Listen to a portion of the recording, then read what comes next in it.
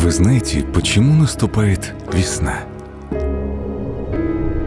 Нет, вовсе не потому, что солнце светит жарче и снег превращается в ручьи. Весна приходит потому, что начинает улыбаться женщина.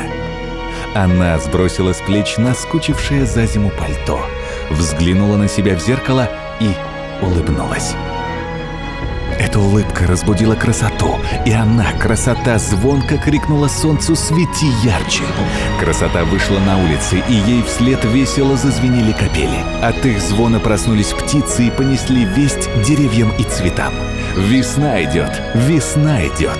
А женщина, разбудившая красоту и весну, еще раз взглянув на себя в зеркало, отправилась по своим делам.